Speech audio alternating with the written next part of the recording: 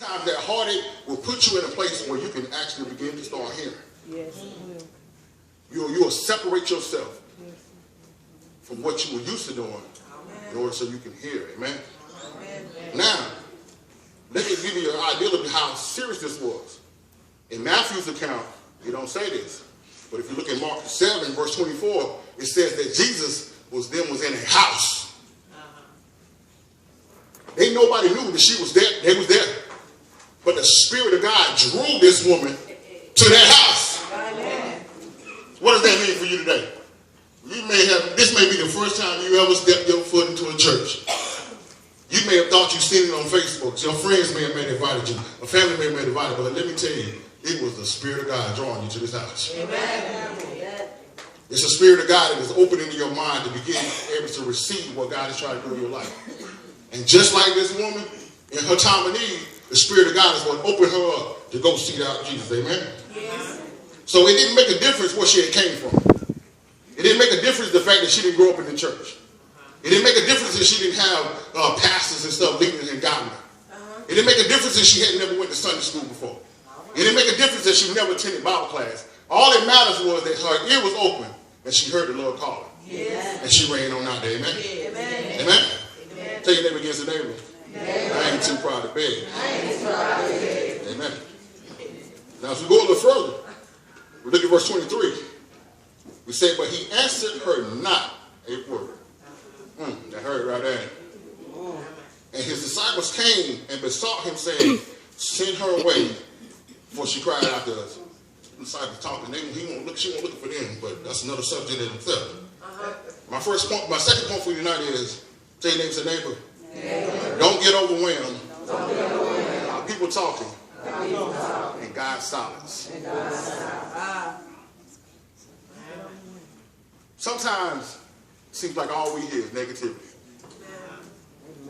Something like that's all we hear. Some of you women have been devalued your whole life.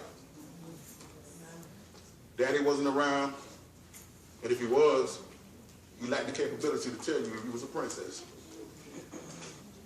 So you would devalue yourself because of what he did or what he did do. Mama's lack of self-love gave you advice that devalued you. Then you went to church, and the women there devalued you because you didn't have the right clothes on. Because you came to church, you didn't have no stockings on. Because your earrings are too big. The dress was too short.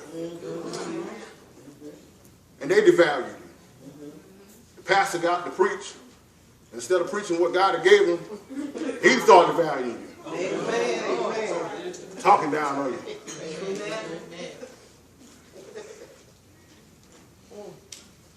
How many know it don't make no difference what people saying? That's right. That's right. All that matters is what God has said about you. And just because somebody called himself a preacher, that don't mean God doesn't send him.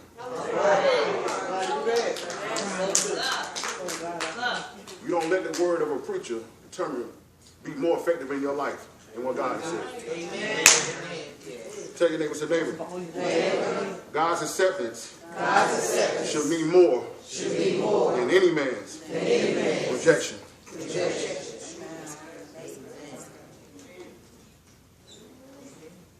So because everywhere you went, you was devalued. You begin to devalue yourself. You listen to music that devalues you. You watch TV and it devalues you. So you looked at yourself as if you was nobody. Every choice of man that you took upon your life, he devalued you. And then you ran to God, the one person you thought was going to tell you you was beautiful, was going to tell you you was going to be okay, that was going to tell you he forgives you. And he says nothing. Think about it from this perspective. What my mother's at? The mother's in the house. Think about the time you done told your child, right? Let's just say you tell your child, next Saturday we're going to Carol Wings. And it's Sunday. What's going to happen Monday? We're going to Carol Wings today? Baby, we're going Saturday, okay? What's going to happen Tuesday? Mama, we going to Camp Wednesday? No, we're going Saturday. What's going to happen Wednesday? Mama, we're going to Camp Wednesday? You mad now? Boy, I done told you we're going Saturday. By the time you get home Thursday, he asks you that same question, you ain't even talking no more. You give him that Kevin Hart like this.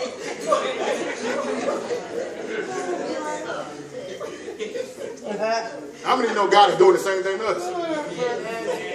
He already told you he want to hear you. He already told you he want to save you. But you keep asking the same question over and over. God don't waste his words. The woman of God told you that whatever he sent his word, it's going to accomplish whatever he said. It won't never come back void.